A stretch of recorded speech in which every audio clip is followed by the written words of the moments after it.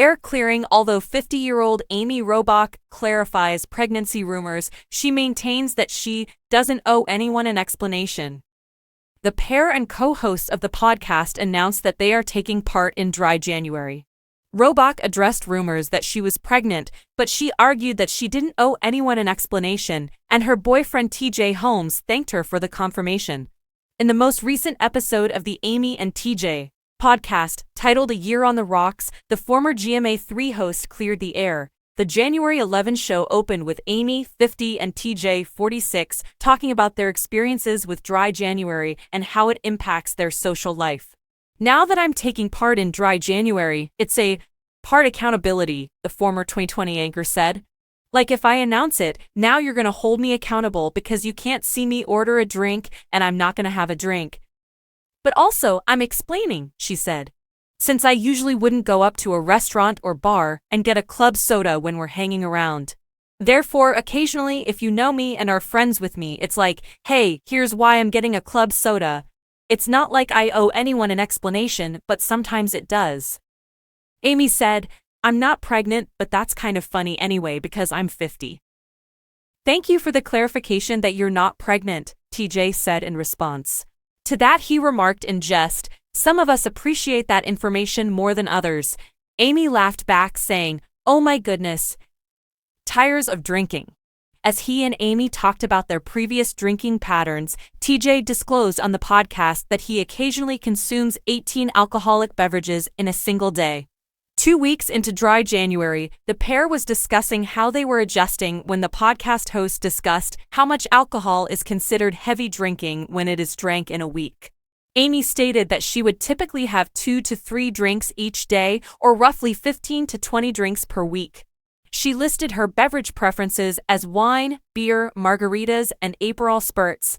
8 drinks or more a week for women is deemed heavy drinking, according to TJ, thus she certainly falls into the category. But perhaps more startling was TJ's revelation.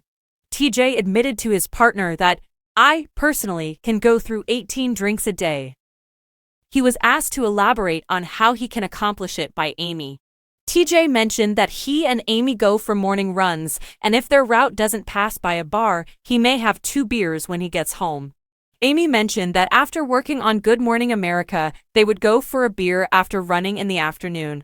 I put 2 beers in the freezer, let them get a little cold, and then we'll have a beer, TJ stated. Here we are, at 10 in the morning, I am 2 drinks in. TJ went on to say that he had a 2-drink minimum if he and Amy went out to lunch.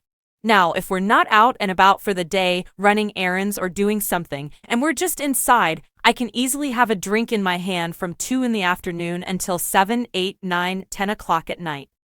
So you do those numbers, TJ replied, and you have a drink an hour for another 8 hours, you could argue. That's another 8 hours of having a drink in my hand, plus the 4 I've already had during the day. TJ clarified that the beverages that are brought home are transformed into margaritas by adding the booze he pours into them, so there are actually 19 drinks total. Enthusiastic support. Amy and TJ disclosed they were partaking in Dry January on last week's podcast broadcast. An enthusiastic TJ greeted the audience in a video that was uploaded to the podcast's official Instagram page saying, "Welcome everybody, and it is officially underway." With a moment of dramatic impact, he grinned at Amy and said, Dry January. When Amy was talking about the topic of giving up alcohol for the remainder of the month, she said, I do like a challenge, and this will certainly be one for me. And with a tense expression, she said, that is deeply concerning. One admirer commented in the comment area saying, good for y'all. Another said, it's January and I detest it. Why can't today be dry? Hee hee, love you all so much. A third commenter says, I'm excited for tomorrow's podcast. I hope you have a dry January.